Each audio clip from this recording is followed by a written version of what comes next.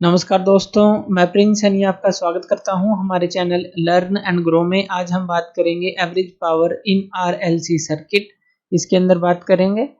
अब देखिए, इससे पहले हम जो एवरेज पावर है रेजिस्टेंस के केस में, इंडक्टर के केस में और कैपेसिटर के केस में देख चुके हैं। इंडक्टर और कैपेसिटर के केस में वो जीरो आई थी और रेजिस्टेंस के केस में वो दो चीज़ों का प्रोडक्ट थी, ईवी इंटू आई, यानी कि वर्चुअल वोल्टेज और वर्चुअल करंट का। अब हम देखते हैं जो एवरेज पावर है आरएलसी सर्किट के अंदर। अब यहाँ पर हम मान लेते हैं कि जो अप्लाइड वोल्टेज है वो हम ले लेते हैं E equal to E naught sine omega t, ये ले लेते हैं। और जो करंट है उसको मान लेते हैं कि वो फाई एंगल जो है, फाई फेज एंगल लैग कर रहा है वोल्टेज से, यानी कि जो I equal to I naught अगर हम लिखें तो sine omega t minus phi, ये हम ले लेते हैं। ये केस ले लेते हैं कि ये जो करंट है वो अप्लाइड वोल्टेज से फाई जो एंगल है, फेज एंगल लैग कर रहा है, या कहें कि वोल्टेज जो है यहाँ पर लीड कर रही है। अब इस तरह का केस ले लेते हैं। अब हमें पता है कि जो पावर है वो क्या होती है। अब पावर, इंस्टेंटेनियस पावर हम लेते हैं एसी के केस में, एसी सर्किट के केस में इस तरह से, क्योंकि वो प्रतिक्षण जो है चेंज होती रहती है। जैसे यहाँ पर जो फेस एंगल फाई है, तो इसी तरह से वी और आई के बीच में कुछ ना कुछ जो है फेस डिफरेंस इस तरह से होगा, यानी कि इन दोनों की जो वेव है उनके बीच में। तो यहाँ पर वोल्टेज जो है लीड कर रही है तो वो पहले स्टार्ट होगी, ये इस तरह की वेव, और जो करंट जो है लैग कर रहा है तो वो बाद में इसी तरह से वो चलेगी। तो जो इंस्टेंटेनियस पावर होती है वो क्या होती है, E इंटू आई के बराबर होती है, यानी कि इंस्टेंटेनियस वोल्टेज और इंस्टेंटेनियस करंट इसके बराबर होती है। और जो पावर होती है वो क्या होती है, D W by D T के बराबर। तो यहाँ पर ये किसके बराबर आ गई, E इंटू आई के बराबर। अब यहाँ पर जो E की वैल्यू है और I की वैल्यू है यहाँ पर पुट कर देते हैं। E की वैल्यू क्या है हमारे पास, E note sine omega T, और I की वैल्यू क्या है यहाँ पर, ये है I note sine omega t minus five, omega t minus five, ये लिख देते हैं। अब यहाँ पर देखिए, यहाँ पर मल्टीप्लीकेशन करते हैं, E नोट इंटू आई नोट, ये क्या आ गया, E नोट इंटू आई नोट, और साइन ओमेगा टी लिख देते हैं यहाँ पर साइन ओमेगा टी। और यहाँ पर देखिए जो sign omega t minus five है, इसको हम क्या लिख सकते हैं, साइन ए माइनस बी, ये फॉर्मूला हम यहाँ पर पुट कर सकते हैं। तो साइन ए माइनस बी का जो फॉर्मूला होता है वो क्या होता है, वो होता है साइन ए कोस बी माइनस कोस ए साइन बी, यानी कि यहाँ पर हम क्या लिखेंगे, साइन ए कोस बी, बी क्या है फाइव, माइनस कोस ए साइन बी, यानी कि कोस ओमेगा टी और साइन फाइव। तो ये हमारे पास फॉर्मूला बनता है। अब यहाँ पर हम इसको मल्टीप्लाई कर देते हैं, ये क्या आ जाएगा हमारे पास, ई नोट आई नोट, और साइन ओमेगा टी यहाँ है, साइन ओमेगा टी यहाँ है, तो यहाँ पर ये क्या हो जाएगा हमारे पास, साइन स्क्वायर ओमेगा टी हो जाएगा, और इसके साथ यहाँ पर ये क्या आ जाएगा, कोस फाइव माइनस। अब ये जो है इसके साथ मल्टीप्लाई होगा तो यहाँ पर ये क्या आ जाएगा हमारे पास, ई नोट आई नोट, और ये साइन ओमेगा टी है, तो यहाँ पर ये क्या आ गया, साइन ओमेगा टी, ये क्या है, कोस ओमेगा टी, और इसके साथ क्या है, ये साइन फाई है, ये आ जाएगा। अब यहाँ पर अगर हम क्या करें, देखिए अगर हम 2 से डिवाइड कर दें इस टर्म को और 2 से ही मल्टीप्लाई कर दें, तो यहाँ पर क्या होगा, देखिए 2 साइन थीटा कोस थीटा, ये जो चीज है हमारी बन जाती है साइन 2 थीटा, ये फॉर्मूला होता है।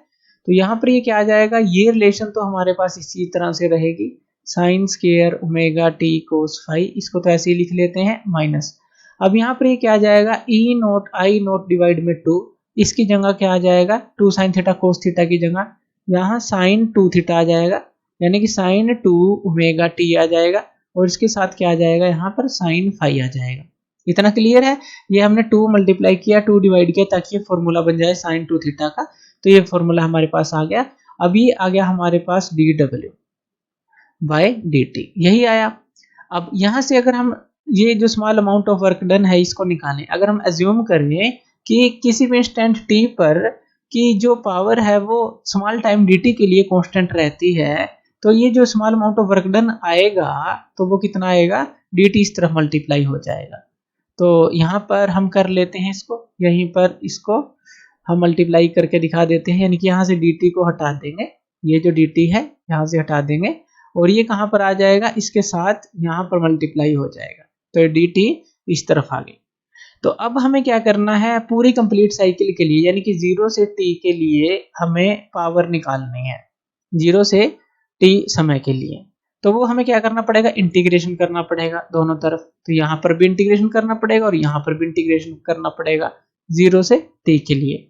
तो जो वर्क डन है, जो W है, वो क्या आ जाएगा हमारे पास, वो अब यहाँ हम इंटीग्रेशन करेंगे इसका। तो यहाँ पर हम इन टर्म को अलग अलग इंटीग्रेशन में लिख लेते हैं। तो हमने यहाँ पर इनको अलग अलग इंटीग्रेशन में लिख लिया, इस टर्म को लिख लिया यहाँ पर और इस टर्म को लिख लिया। अब इनका हम इंटीग्रेशन कर देते हैं। पहले ये जो टर्म है, कुछ टर्म जो है हम बाहर ले लेते हैं, जैसे ई नोट, आई नोट और कोस फाई बाहर आएगा, क्योंकि साइन स्क्वायर ओमेगा टी यहाँ पर स्मॉल टी है, तो 0 से टी तक हमें इंटीग्रेशन करना है, तो इसी का इंटीग्रेशन होगा। तो ये हम यहाँ पर करेंगे। तो यहाँ पर हमने ई नोट, आई नोट और कोस फाई को बाहर ले लिया और यहाँ sine square omega t d t यहाँ पर रह गया, और यहाँ से ई नोट आई नोट डिवाइड में 2 साइन फाई को हमने बाहर ले लिया और sine 2 omega t d t यहाँ पर आ गया। अब हमें इनका इंटीग्रेशन करना है। अब यहाँ पर देखिए जो इंटीग्रेशन है साइन स्क्वायर ओमेगा टी का, पहले तो इसका कर लेते हैं, इसको समझ लेते हैं कि ये क्या आएगा हमारे पास। अब यहाँ पर पहले तो एक फॉर्मूला हम ओपन कर लेते हैं। अभी सिर्फ इसी टर्म को ले रहे हैं, इसी का इंटीग्रेशन देखेंगे। तो इसका हमारे पास फॉर्मूला क्या होता है वो हम यहाँ पर लगा देते हैं।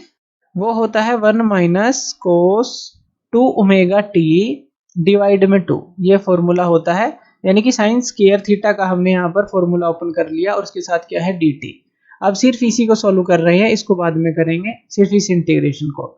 तो अब यहाँ पर ये क्या आ जाएगा हमारे पास, यहाँ पर ये आ जाएगा, देखिए अलग अलग से इंटीग्रेशन ले लेते हैं इसका। यहाँ पर ये क्या आएगा 0 से t और ये 1 है, यानी कि ये dt जो है यहाँ पर आ जाएगा, और हाफ हम बाहर ले लेते हैं, हाफ को, यानी कि ये हाफ हमने बाहर ले लिया, तो यहाँ पर सिर्फ 1 dt रह गया। और माइनस में ये जो cos 2 ओमेगा t है इसका इंटीग्रेशन रहेगा, तो यहाँ पर ले लेते हैं 0 से t और cos 2 ओमेगा t यहाँ पर आ जाएगा, इतना हमारे पास आ जाएगा cos 2 ओमेगा t dt। अब देखिए जो ये dt है, अगर इसका इंटीग्रेशन करेंगे तो वो t आएगा। तो फर्दर इसको सॉल्व कर लेते हैं, सिर्फ इसी को सॉल्व कर रहे हैं फिलहाल। तो इसका इंटीग्रेशन करेंगे तो हमारे पास t मिलेगा हमें, और जो 0 से t हमें इसकी रेंज मिलेगी, ये जो लिमिट है, और बाहर क्या है हमारे पास हाफ है। अब यहाँ पर माइनस में देखिए इस टर्म को समझिए, जब cos 2 ओमेगा t जो है हमारे पास, इसका इंटीग्रेशन करेंगे तो वो क्या आएगा हमारे पास sin 2 ओमेगा t यहाँ पर आएगा, ये क्या आ जाएगा हमारे पास sin 2 ओमेगा t डिवाइड में 2 ओमेगा, यही आएगा। और यहाँ पर जो है 0 से t तक इसकी रेंज है, सिर्फ इसी को सॉल्व कर रहे हैं, इसी को। अब यहाँ पर देखिए जब हम इस t को यहाँ पर पुट करेंगे, इसी को देख रहे हैं अभी, t को यहाँ पुट करेंगे तो कैपिटल T आएगा, यानी कि यहाँ पर क्या बन जाएगा हमारे पास ओमेगा टी बन जाएगा, ओमेगा टी। अब हमें पता है जो ओमेगा होता है वो किसके बराबर होता है, ओमेगा होता है हमारा 2 पाई बाई टी के बराबर, यही होता है। और यहाँ से अगर हम ओमेगा टी की वैल्यू को निकालें तो वो किसके बराबर आती है 2 पाई के बराबर। ओमेगा टी किसके बराबर आ जाता है यहाँ से 2 पाई के बराबर, यही आएगा। अब इसी ओमेगा टी की वैल्यू को हम यहाँ पर पुट कर देते हैं यहाँ पर। तो जैसे ये टी पुट करेंगे तो यहाँ पर ये क्या आ जाएगा 2 पाई, और यहाँ पर देखिए साइन यहाँ 2 है ही और 2 पाई, ये कितना आ गया साइन 4 पाई बन जाता है, साइन 4 पाई। साइन 4 पाई हमारे पास होता है 0 के बराबर, तो साइन 4 पाई आ गया 0, तो यानी कि ये जो टर्म है हमारे पास 0 बन जाती है, 0। अब ये जो है ये 0 बन गई और 0 पुट करेंगे तो ये भी 0 रहेगी, यानी कि ये कंप्लीट टर्म तो हमारी 0 बन जाती है, पहले भी हमने डिस्कस किया था। तो यहाँ पर हमारे पास इस इंटीग्रेशन के लिए क्या बचता है, बस ये t पुट करेंगे और माइनस 0 पुट करेंगे तो 0 ही आएगा, तो t/2 बचती है। यहाँ बस हमारे पास बचता है t/2 इंटीग्रेशन करने के बाद। अब t/2 का मतलब है कि ये e नोट आई नोट कोस फाई और t/2 ये जो है इंटीग्रेशन करके हमें मिला, सिर्फ इसी टर्म का देख रहे हैं। अभी इस टर्म को हम निकालेंगे, अभी तो सिर्फ हमने इसका देखा। तो चलिए अब इस टर्म को हम इंटीग्रेट करते हैं और इसको निकालते हैं। तो जब हमने ये टर्म को सॉल्व करा तो ये हमने निकाल ली, ये टर्म अभी हमने निकाली थी। अब ये हमारे पास टर्म बचती है, यानी कि इसका इंटीग्रेशन हम करते हैं। अब इस टर्म को ले लेते हैं, इसका इंटीग्रेशन करेंगे sin 2 ओमेगा टी का, तो ये क्या आएगी हमारे पास, ये आएगी cos 2 ओमेगा टी माइनस का, क्योंकि sin theta minus cos theta होगा इसका इंटीग्रेशन, तो minus cos 2 omega T divide में क्या आ जाएगा 2 ओमेगा आ जाएगा। और यहाँ पर रेंज क्या है 0 से t है, यही है। अब यहाँ पर इस t को पुट करेंगे, देखिए इस t को यहाँ पर पुट करेंगे तो यहाँ पर भी ओमेगा टी बनेगा। ओमेगा किसके बराबर होता है 2 पाई बाई टी के बराबर। यहाँ से ओमेगा टी की वैल्यू निकालेंगे, वो क्या आ गई 2 पाई। तो यहाँ पर इसकी जगह ओमेगा, जब ये टी कैपिटल टी पुट करेंगे तो ओमेगा टी की जगह 2 पाई आ जाएगा। तो यहाँ पर क्या बचा हमारे पास, अगर एक तरफ से देखें कोस 4 पाई आ जाएगा, यानी कि माइनस का कोस 4 पाई, कोस 4 पाई आ गया हमारे पास, क्योंकि 2 पाई है यहाँ पर आएगा 2 इंटू 2 पाई कोस 4 पाई आ गया, और डिवाइड में 2 ओमेगा है हमारे पास, ये है, तो ये आ गया। अब माइनस में जब ये 0 पुट करेंगे तो ये क्या आ जाएगा, यहाँ पर ये क्या आ जाएगा हमारे पास कोस 0, क्योंकि इस 0 को यहाँ टी की जगह पुट करेंगे तो कोस 0 आ जाएगा, यानी कि एक तरह से ये जो है हमारे पास 1 बन जाएगी, ये टर्म जो है 1 बन जाएगी। और कोस 4 पाई क्या होती है, ये भी हमारे पास 1 होती है। अब देखिए माइनस का साइन है, यहाँ पर ध्यान दीजिएगा, तो ये माइनस का 1 आएगा ब्रैकेट में, क्योंकि माइनस तो होता ही है, जब इसको पुट करते हैं फिर माइनस ये पुट करते हैं, तो ये पहले ही माइनस है, तो यहाँ पर ये क्या आ जाएगा, ये तो माइनस का कोस 4 पाई क्या होता है 1 होता है, तो ये माइनस का 1 आ जाएगा हमारे पास। और यहाँ पर जो है 2 मेगा इसको बाहर ले सकते हैं हम, क्योंकि यहाँ पर भी 2 मेगा आएगा, तो यहाँ पर मान लीजिए 1/2 मेगा को बाहर ले लिया, तो -1 आ गया, और यहाँ पर ये क्या आ जाएगा प्लस का 1 आ जाएगा, क्योंकि ये माइनस और माइनस प्लस हो जाएंगे तो ये 0 आ गया, यानी कि ये भी टर्म यहाँ पर हमारी 0 बन जाती है, 0, जो कि ये इसका इंटीग्रेशन है। अगर ये पूरी टर्म 0 बन गई तो इसके साथ जब ये मल्टीप्लाई होगा इसके साथ, तो ये भी तो सारी टर्म, यानी कि ये जो सारी टर्म है एक तरह से हमारे पास 0 बन जाती है, क्योंकि इसका इंटीग्रेशन जब हम सोल्व करेंगे तो वो 0 ही हमारे पास बनता है। तो सिर्फ हमारे पास ये टर्म बच जाती है, एक तरह से सिर्फ ये टर्म बची, और ये क्या है हमारे पास, जो हम वर्क डन निकाल रहे हैं, यानी कि जो W था, वो जो वर्क डन था ये हम निकाल रहे हैं, तो W हमारे पास ये बचता है इतना, क्योंकि ये पूरी टर्म जो है माइनस में इस तरफ थी वो 0 हो गई और ये बचा, तो ये वर्क डन आ गया। अगर हम यहाँ पावर को निकालेंगे उसका फॉर्मूला क्या होता है W/T, यानी कि इसके डिवाइड में हम T कर देंगे, ये जो हमें दिया गया है E0 I0, यहाँ पर क्या है cos phi और इंटू क्या है T/2 है, तो डिवाइड में T है, यानी कि यहाँ 1/T कर देते हैं, ये कट आउट हो जाएगा, तो हमारे पास ये क्या आ गया है यहाँ पर ये हमें मिल जाएगा E0 I0 cos phi divide में 2 मिल जाएगा। अब इस 2 को हम किस तरह से लिख सकते हैं, अब देखिए ऐसे लिख सकते हैं हम 2 को, अगर हम देखें √2 इंटू √2, तो ये 2 के ही बराबर होगा, तो इस तरह से हम इसको लिख सकते हैं। तो चलिए लिख लेते हैं, ये क्या आ जाएगा हमारे पास E0 डिवाइड में √2 ऐसे लिख सकते हैं।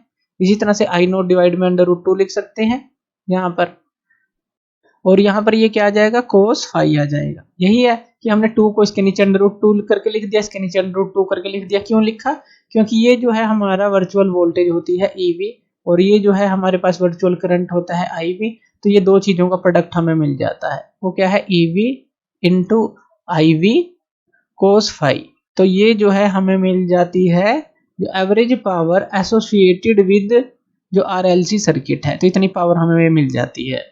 इसका मतलब क्या है कि जो एवरेज पावर एसोसिएटेड है RLC सर्किट में, वो दो चीजों का प्रोडक्ट है, वर्चुअल जो वोल्टेज है और वर्चुअल करंट का, और उसके साथ जो इन दोनों के बीच में जो फेज एंगल है वो cos phi का रहता है। तो इस तरह से हम एवरेज पावर जो एसोसिएटेड है RLC सर्किट के साथ उसको निकाल सकते हैं। तो थैंक यू वीडियो देखने के लिए, और इसी तरह की वीडियोस के लिए आप हमारे चैनल लर्न एंड ग्रो पे हमें सब्सक्राइब कर सकते हैं। धन्यवाद।